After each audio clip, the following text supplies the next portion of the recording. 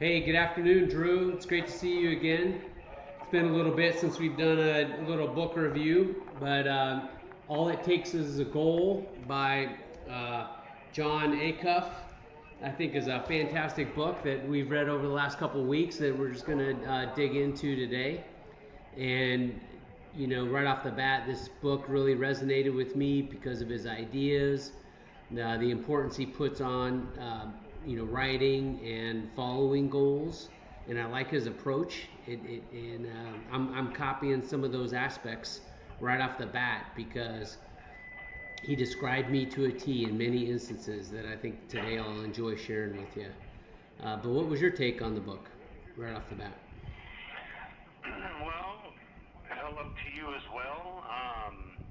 No, it was a good book. Yeah, and you're right. It has been a minute since we've kind of done one of these little video casts and talked about a book. And I spent a couple weeks reading this book. I took some notes. I like John Acuff. I like his humor. I like his self-deprecating humor. He uses his life as a really good backdrop for the points he's going to make. He talks about books don't just materialize out of thin air. It's only through deliberate habit and deliberate practice that he was able to create something like a book or the several books that he's written. Um, yeah, I like his create your best moments list because we're talking about life, right? Not everybody that reads a book, their goal is to write a book. So not everybody has writer hang-ups like he has, or that you and I might actually have. But most people are just trying to figure out how to live their best life now. And I really like how he said, if you want to figure out, if you want to plot the plan forward to a happier life, look backwards. And I really thought that was kind of interesting. And then he said this key thing. He said, if you tell your head and heart to start looking for some awesome moments in your past, they naturally start looking for them in your present. So it's also another way how to engage and get more joy out of your daily life is by looking back, saying, what were some of the best moments of my life? When was I the happiest? When was what relationship was just clicking and things were going good, or my job, or my health, or my career, or whatever I had. When you start looking backwards for great things, you naturally start looking for great moments now in your present. Because ultimately, the goal isn't only to appreciate life in hindsight. You want to be able to appreciate life in its present tense form. So I thought that was a creative task, and so I wrote down, for me, and even after spending, the past 24 plus years in prison, looking back on my life, what were some of my greatest moments before I came to prison? But have I had great achievements and great growing opportunities, even in these past couple of decades in prison? Yes, I have. And if I want to try to figure out the formula for a great life going forward, all I got to do is just look in the rearview mirror a little bit. So I like that. Back to you. I agree 100%.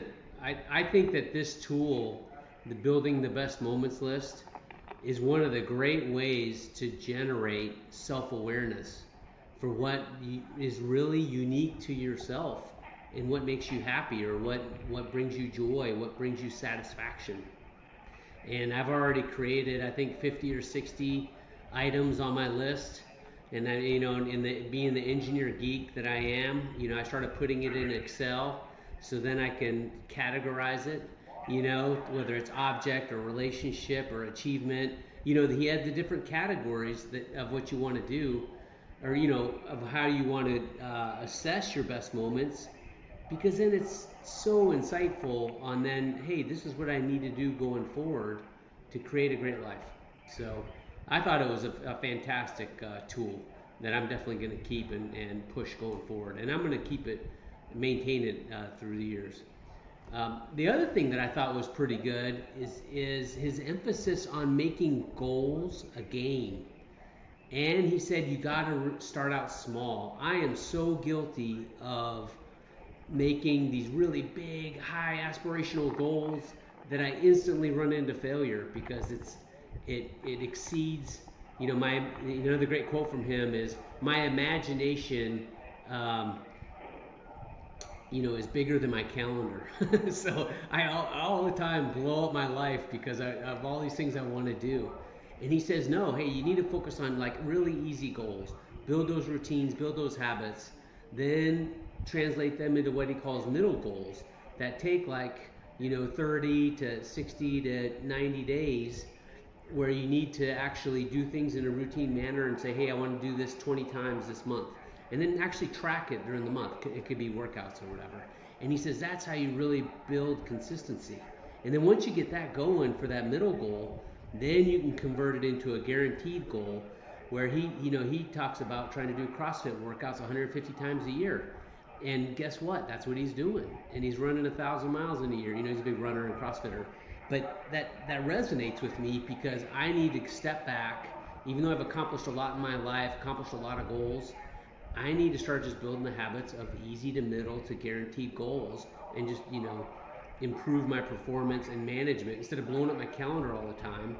Do a better job of actually managing it, towards a fulfilled life with, loving relationships and happy family and, good hobbies, etc. So that was my, I agreed with your best moments list right off the bat, but then also making goals a game.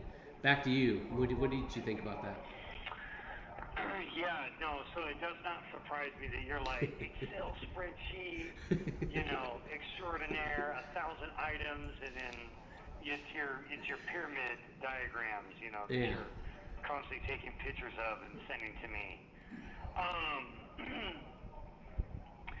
all it takes is the goal.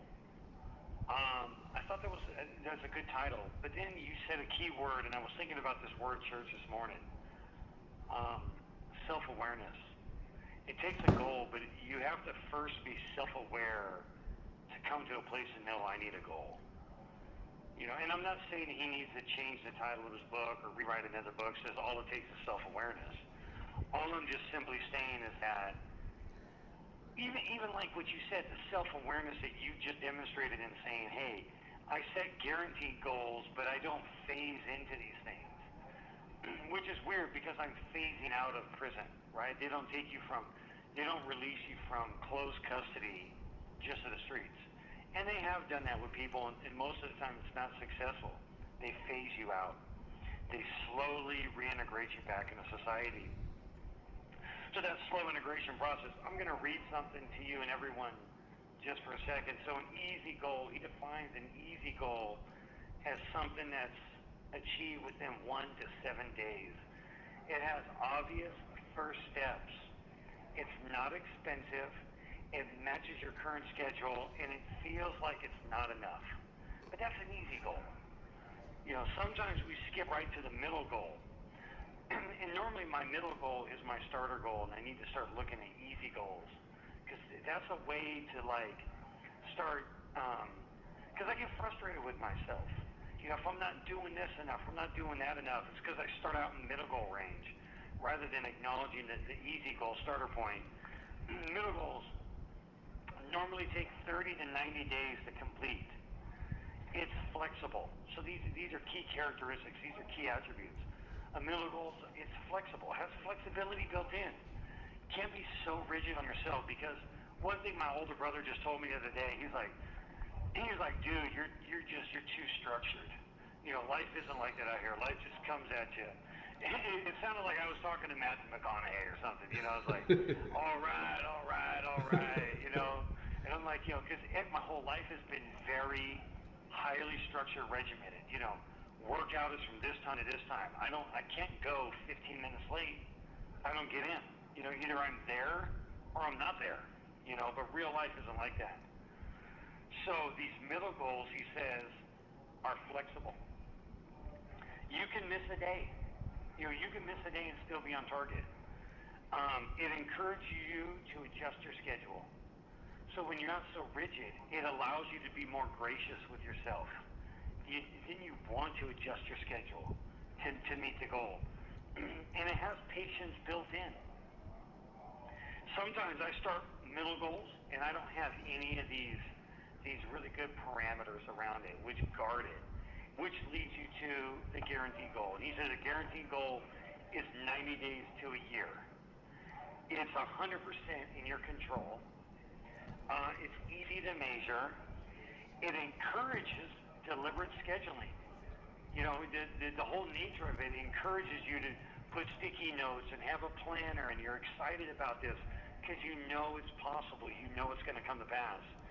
Um, and he says it normally requires about 8 hours work per week, and sometimes it may sound impossible to others. So that's something to also recognize that some of your goals won't always sound feasible to other people. Now, something to kind of psychologically build into yourself to know that you don't need everybody in the whole world to sign off and say, yeah, you can do that. Yeah, you can achieve that. You just need to be able to believe that. Yeah, I totally agree. Um, and I like how he broke them apart, right, into those three categories. But I think one of his other like mental models that he describes, for the utility of having these three types of goals, is he says, hey, there's three zones in life. You can be in the comfort zone, which a majority of us are at, and that's complacency, and you're not going to reach your fullest potential. This book is really about pushing yourself out of the comfort zone and getting into and starting to move towards your potential. Then he talks about the potential zone, and that's where you're being challenged. You are executing, middle or guaranteed goals, and you're making yourself better, in the five domains of life that he highlighted. And but then he talked about the chaos zone, and that that so resonated with me because I'm the rabbit. I'm not the slow and steady turtle that just is knocking out middle and guaranteed goals. Enjoying life, smelling roses on the way. I'm that rabbit, high energy, shoot off, trying to get as much stuff done as possible. My imagination is way bigger than my calendar. I only get like 70% done, crash out, tired, whatever. And so, I have that sporadic life.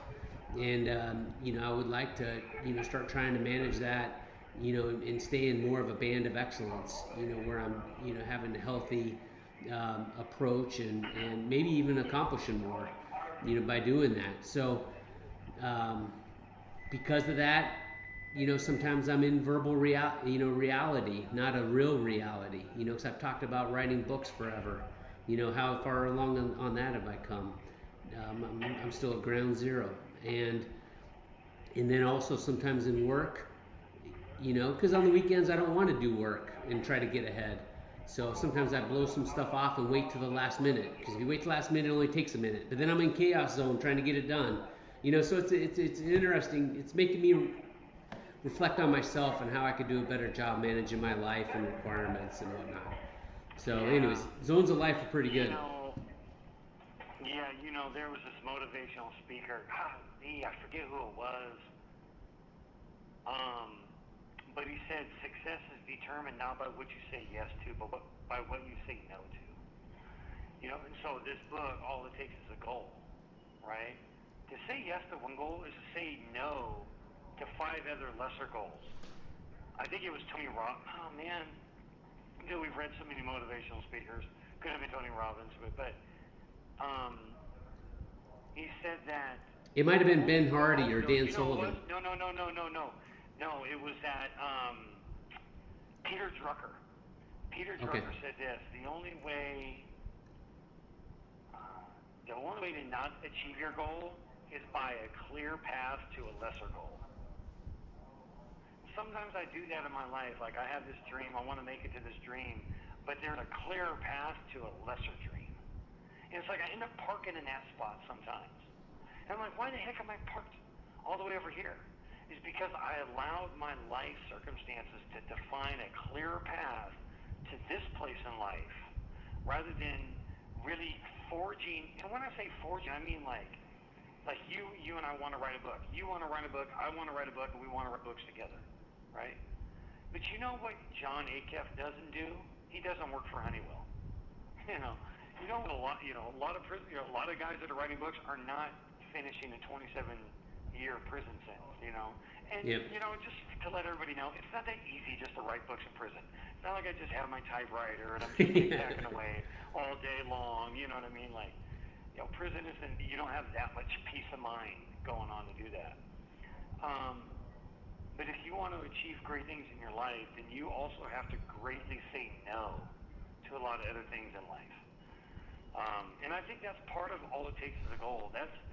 Sometimes the chaos zone, and that's what it is. That is the chaos zone. The chaos zone is thinking you're going to cook 7 different dishes at the same time.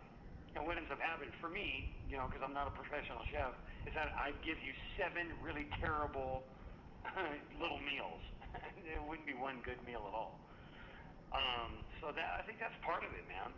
I think that's part of it. I think when you're trying to succeed in 1,000 areas at once, sometimes, and this is no knock on your life because you're killing it in your life, but this is something I'm thinking about for my life. What do I want in my life? What are my goals?